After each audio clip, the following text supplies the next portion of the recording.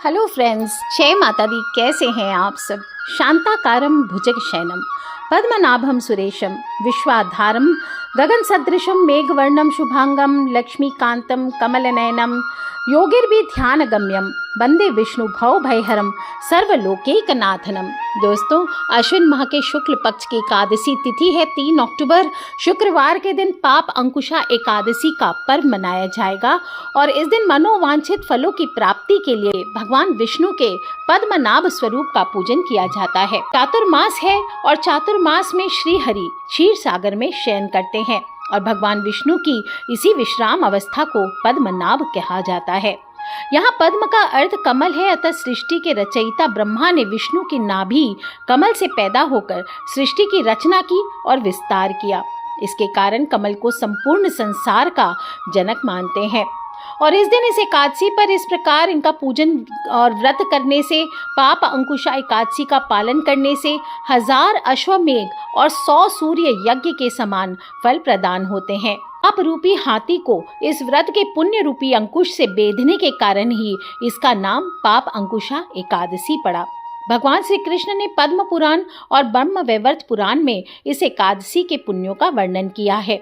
श्री कृष्ण भगवान के अनुसार पाप अंकुशा स्वर्ग, मोक्ष, आरोग्यता, सुंदर जीवन साथी और अन्न धन को देने वाली है तथा यह गंगा, गया, काशी, कुरुक्षेत्र और पुष्कर के समान पुण्यवान है।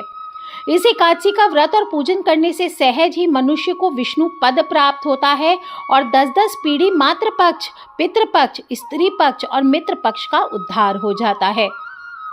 इस दिन जो व्यक्ति सोना, तिल, गाय, अन्न, जल, छाता और जूते का दान करता है उसका शरीर स्वस्थ होता है तथा व्यक्ति नरक की यातना सहने से बच जाता है और इस दिन मौन रहकर भगवत स्मरण तथा भोजन का विधान है। इस प्रकार भगवान की आराधना करने से मन शुद्ध होता है तथा व्यक्ति में सद्गुणों का समावेश होता है। अर्जुन कहते हैं कि हे जगदीश्वर, मैंने अश्विन कृष्ण एकादशी अर्थात इंदिरा एकादशी का सविस्तार वर्णन सुना। अब आप कृपा करके मुझे अश्विन क्वार माह के शुक्ल पक्ष के एकादशी के विषय में बतलाइए। इस एकादशी का क्या नाम है, इस व्रत का क्या विधान है, इस व्रत को करने से कौन से फलों की प्राप्ति होती है, कृपा करके सब विधान पूर्वक कहिए। तब भगवान श्री हरि कृष्ण कहते हैं, हे कुंती नंदन, अश्विन माह के शुक्ल पक्ष की एकादशी का नाम पाप अंकुशा एकादशी है। इसका व्रत करने से सभी पाप नष्ट हो जाते हैं तथा व्रत करने वाला अक्षय पुण्य का भागी होता है। अश्विन शुक्ल एकादशी के दिन इच्छित फल की प्राप्ति के लिए भगवान विष्णु का पूजन करना चाहिए और इस पूजन के द्वारा मनुष्य को स्वर्ग लोक की प्राप्ति होती है। हे अर्जुन, जो मनुष्य कठिन तपस्याओं के द्वारा फल की प्राप्ति करते हैं वह फल इस एकादशी के दिन क्षीर सागर में शेषनाग पर शयन करने वाले भगवान विष्णु को नमस्कार कर देने से मिल जाता है और मनुष्य को यम के दुख नहीं भोगने पड़ते। मनुष्य को पापों से बचने का दृढ़ संकल्प करना चाहिए। भगवान श्री हरि विष्णु का ध्यान स्मरण किसी भी रूप में सुखदायक और पाप नाशक है, परंतु पाप अंकुशा एकादशी के दिन प्रभु का स्मरण कीर्तन करने से सभी कलेशों और पापों का शमन हो जाता है। उन समय में विंध्य पर्वत पर क्रोधन नाम का एक बहेलिया रहा करता था। वो बड़ा ही क्रूर था। उसका सारा जीवन हिंसा, लूटपाट, मद्यपान, गलत संगति, पाप कर्मों में बीता। जब उसका अंतिम समय आया तब यमराज के दूत बहेलिये को लेने के लिए आए और यमदूत ने बहेलिये से कहा कि कल तुम्हारे जीवन का अंतिम दिन है, हम तुम्हें कल लेने आएंगे। ये बात सुनकर बहेलिया बहुत भयभीत हो गया और महर्षि अंगिरा के आश्रम में पहुंचा और महर्षि अंगिरा के चरणों पर गिरकर प्रार्थना करने लगा, हे ऋषिवर, मैंने जीवन भर पाप कर्म ही किए हैं। कृपा कर मुझे कोई ऐसा उपाय बतलाइए जिससे मेरे सारे पाप नष्ट हो जाएं और मोक्ष की प्राप्ति हो जाए। उसके ऐसे निवेदन पर महर्षि अंगिरा ने उसे अश्विन शुक्ल की पाप अंकुशा एकादशी का विधि पूर्वक व्रत करने को कहा और महर्षि अंगिरा के कहे अनुसार उस बहेलिये ने व्रत को किया और किए गए सारे पापों से छुटकारा पा लिया। इस व्रत और पूजन के बल से भगवान की कृपा से वह विष्णु लोक को गया और जब यमराज के यमदूत ने इस चमत्कार को देखा तो वह बहेलिये को बिना लिए ही यमलोक वापस लौट गए। इस प्रकार इस व्रत की कथा जो भी सुनता है, इस व्रत को जो भी करते हैं, उनको भी वैकुंठ की प्राप्ति होती है। तो बोलिए श्री हरि विष्णु भगवान की जय। अतः जो भी व्यक्ति इस दिन व्रत रखकर भगवान विष्णु की पूजा करेगा, उसकी सभी मनोकामनाएं अवश्य पूर्ण होंगी। यमलोक की यातनाएं उसे नहीं सहनी पड़ेंगी और जीवन में कभी भी संकटों से नहीं घिरेगा। उसके जीवन में धन और समृद्धि बनी रहती है। और इस एकादशी व्रत के करने के 26 फायदे हैं। व्यक्ति निरोगी रहता है, राक्षस भूत पिशाच आदि योनि से छुटकारा मिलता है, पापों का नाश होता है, संकटों से मुक्ति मिलती है, सर्व कार्य सिद्ध होते हैं, सौभाग्य की प्राप्ति होती है, मोक्ष मिलता है, विवाह बाधा समाप्त होते हैं, धन और समृद्धि आती है, शांति मिलती है, मोह माया और बंधनों से मुक्ति मिलती है, हर प्रकार के मनोरथ पूर्ण होते हैं, खुशियां प्राप्त होती है, सिद्धियां प्राप्त होती है, उपद्रव शांत होते हैं, दरिद्रता दूर होती है, खोया हुआ सब कुछ फिर से प्राप्त हो जाता है, पितरों को अधोगति से मुक्ति मिलती है, भाग्य जागृत होता है, ऐश्वर्य की प्राप्ति होती है, पुत्र प्राप्ति होती है, शत्रुओं का नाश होता है, सभी रोगों का नाश होता है, कीर्ति और प्रसिद्धि की प्राप्ति होती है, वाजपेयी और अश्वमेघ यज्ञ का फल मिलता है और हर कार्य में सफलता मिलती है। पाप अंकुशा एकादशी सभी पापों से मुक्त कर अपार धन समृद्धि और सुख देती है। तो इस प्रकार से जो भी मनुष्य इस व्रत को करता है, उसको 26 प्रकार के फलों की प्राप्ति होती है। और इस बार ये खास एकादशी का व्रत प्रारंभ हो रहा है 2 अक्टूबर 2025 बुधवार के दिन रात को 7:09 से। पाप अंकुशा एकादशी का व्रत आरंभ हो रहा है 2 अक्टूबर बुधवार। तिथि के अनुसार पाप अंकुशा एकादशी 3 अक्टूबर को मनाई जाएगी और पाप अंकुशा एकादशी व्रत का पारण 4 अक्टूबर शुक्रवार को किया जाएगा। जो लोग भी पारण करेंगे उसका शुभ मुहूर्त सुबह 6:16 से लेकर 8:37 तक है। सुबह जल्दी उठना है, स्नान कर लीजिए, साथ ही साफ सुथरे वस्त्र पहन लें, सूर्य को अर्घ्य देते समय जल में थोड़ा शहद मिला लें। ऐसा करने से नौकरी में उन्नति होगी और समाज में आपका मान सम्मान भी बढ़ेगा। पितृ को भी जल देना चाहिए और पितृ को जल देने में भी 2 बूंद शहद डाल लीजिए, इससे भी पितृदोष से मुक्ति मिलती है। दशमी के साथ मिली हुई एकादशी वृद्ध मानी गई है, तो वैष्णवों को योग्य द्वादशी मिली हुई एकादशी का व्रत करना चाहिए और त्रयोदशी आने से पहले ही व्रत का पारण कर लेना चाहिए। एकादशी व्रत करने की इच्छा रखने वाले मनुष्य को दशमी के दिन से ही कुछ जरूरी नियमों का पालन करना चाहिए। मांस, मदिरा, प्याज, लहसुन, मसूर की दाल, निषेध वस्तुओं का सेवन नहीं करना चाहिए और रात्रि को पूर्ण ब्रह्मचर्य का पालन करते हुए भोग विलास से दूर रहकर भगवान विष्णु का ध्यान करते हुए ओम नमो भगवते वासुदेवाय, ओम नमो भगवते वासुदेवाय, ओम नमो भगवते वासुदेवाय इसका जाप करते हुए सोना चाहिए। एकादशी के दिन सुबह जल्दी उठिए, घर के मुख्य द्वार की साफ सफाई कीजिए, हल्दी के जल का छिड़काव करें, तोरण सजाएं, रंगोली लगाएं।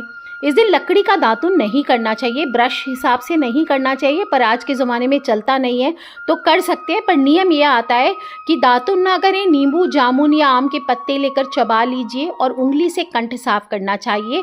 आज के दिन सिर्फ तुलसी नहीं, वृक्ष से कोई भी पत्ता तोड़ना वर्जित बताया गया है, इसलिए स्वयं गिरा हुआ पत्ता लेकर सेवन करें। यदि संभव ना हो तो पानी से 12 बार कुल्ला कर लीजिए, स्नान करें, सुंदर हल्के लाल, पीले, गुलाबी रंग के वस्त्र धारण करें। नीले काले वस्त्र इस दिन धारण नहीं करना चाहिए, ना ही इस दिन दाढ़ी, मूछ, बाल आदि बनाने चाहिए और स्त्रियों को इस दिन हेयर वॉश भी नहीं करना चाहिए। स्नान करके रेडी होने के बाद 1 लोटा जल सूरज भगवान को अवश्य अर्पित करना चाहिए और ओम सूर्याय नमः, ओम आदित्याय नमः, ओम भास्कराय नमः इस प्रकार से बोलते हुए आपको सूरज भगवान को 1 लोटा जल अर्पित करना है, उसमें 2 बूंद शहद डालना है। इसी प्रकार से फिर जल भर लीजिए, थोड़े काले तिल डाल लीजिए, थोड़ा सा 2 बूंद शहद डाल लीजिए और दक्षिण मुखी होकर के अपने पितृ के निमित्त फिर से जल अर्पित करना चाहिए और देखेंगे बड़े से बड़ा पितृ दोष हो उससे शांति मिलती है। भगवान श्री हरि की प्रतिमा के सामने हाथ में तिल, कुश, मुद्रा, जल, मुद्रा यानी पैसा लेकर के प्रभु के सामने इस प्रकार संकल्प लें कि आज मैं चोर, पाखंडी, दुराचारी मनुष्यों से बात नहीं करूंगा, ना ही किसी का दिल दुखाऊंगा, रात को जागरण कर कीर्तन करूंगा, ओम नमो भगवते वासुदेवाय, ओम नमो भगवते वासुदेवाय इस 12 अक्षर मंत्र का जाप करूंगा। राम, कृष्ण, नारायण, विष्णु के सहस्त्र नाम को कंठ का भूषण बनाऊंगा। भगवान विष्णु का स्मरण कर प्रार्थना करें, हे त्रिलोकीनाथ, मेरी लाज आपके हाथ, अतः मुझे इस प्रण को पूरा करने की शक्ति प्रदान करें। मैं श्री हरि की प्रसन्नता और मोक्ष की कामना से इस पाप अंकुशा एकादशी के व्रत को धारण करता हूँ। मेरा यह व्रत अच्छे से पूर्ण हो, इसके लिए हे श्री हरि आप मुझे अपनी शरण में लीजिए। इसके बाद भगवान विष्णु का चित्र और मूर्ति को चौकी पर स्थापित कीजिए। षोडश उपचार विधि से पूजन करें। दक्षिणावर्ती शंख हमेशा रखना चाहिए घर पे, लक्ष्मी शंख कहा गया है इसको, तो छोटा सा ही सही पर अभिमंत्रित करके, बिना अभिमंत्रित दक्षिणावर्ती शंख नहीं। और बहुत सारे कैल्शियम वाले नकली शंख आते हैं, वो आपको घर में नहीं रखने चाहिए।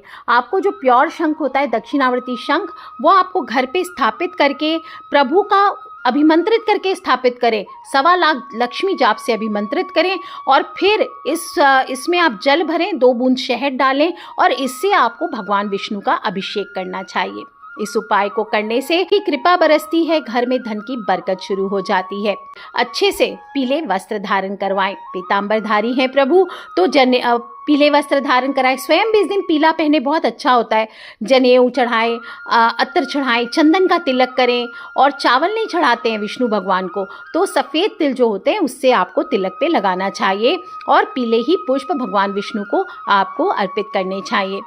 अशोक का पत्ता चढ़ाइए, गुलाब का पुष्प चढ़ाइए, दीपक जलाइए और गाय के घी का दीपक जलाना चाहिए। गुलाब की अगरबत्ती जलाएं, पीली मिठाई का भोग लगाएं, केला, अंजीर इसका भोग लगाएं। और छोटी सी चांदी की डब्बी हो तो उसमें आज के दिन शहद भर के रखना चाहिए। चांदी की डब्बी अफोर्ड नहीं कर सकते तो मिट्टी का कोई बर्तन, उसमें शहद भर के रखे भगवान के सामने और फिर बोले श्री कृष्ण गोविंद हरे मुरारे, हे नाथ नारायण वासुदेवाय। श्री कृष्ण गोविंद हरे मुरारे, हे नाथ नारायण वासुदेवाय।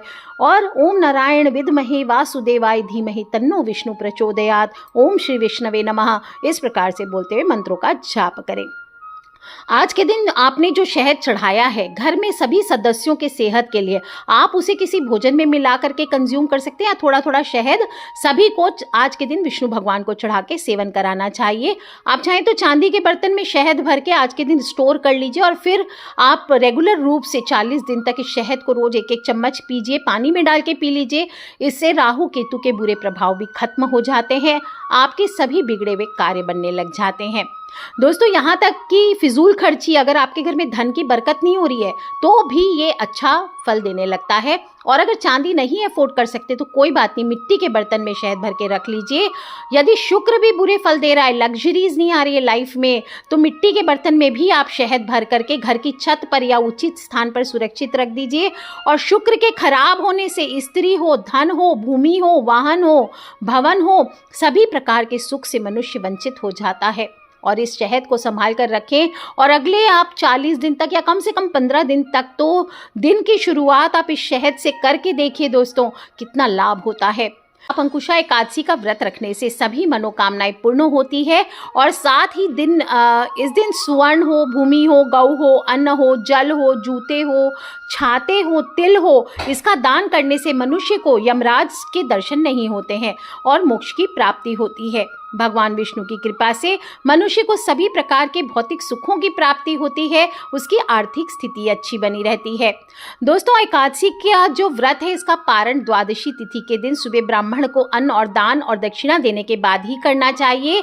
और आज के दिन आप जो विष्णु भगवान पे सिर्फ शहद ही नहीं, आप थोड़ा सा इत्र चढ़ा करके भी इस्तेमाल करते हैं तो ये भी, और मौन रहकर इस दिन भगवत स्मरण करते हैं, भजन कीर्तन करते हैं, प्रभु की आराधना करते हैं तो मन शुद्ध होता है और मनुष्य में सद्गुणों का समावेश होता है।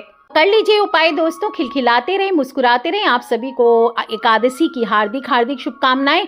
पाप अंकुशा एकादशी है और जाने अनजाने किए हुए पापों से मुक्ति पाने का दिन है, तो सभी लोग व्रत को अवश्य ज़रूर रखें। और नहीं भी कर सकते फलाहार करके व्रत को रखना चाहिए। इस दिन अन्न का सेवन नहीं करना चाहिए, नमक का सेवन नहीं करना चाहिए। आप कुट्टू के आटे की पूरियाँ, समा के चावल आदि बना के खा सकते हैं। और अगर कुछ भी ना हो तो कम से कम सात्विक भोजन करें। मांस, मदिरा, प्याज, लहसुन आदि का सेवन नहीं करना चाहिए। क्रोध ना करें, झूठ ना बोलें, चुगली ना करें, बुराई ना करें। इस प्रकार से छोटी छोटी बातों का ध्यान रखते हुए ओम नमो भगवते वासुदेवाय, ओम नमो भगवते वासुदेवाय इस मंत्र का जाप करते हुए ज़्यादा से ज़्यादा दिन को व्यतीत करें, मौन रहें और प्रभु देखेंगे आपकी मनोकामना अवश्य पूर्ण करेंगे। आज के लिए इतना ही दोस्तों, खिलखिलाते रहे, मुस्कुराते रहे। Take care friends, love you all. जय माता दी, बम बम भोलेनाथ की जयकारा, शेरा वाली दा बोल, सांचे दरबार की जय, विष्णु भगवान की जय, लक्ष्मी लक्ष्मी मैया की जय, एकादशी मैया की जय। बोलिए हर हर हर महादेव शंभो।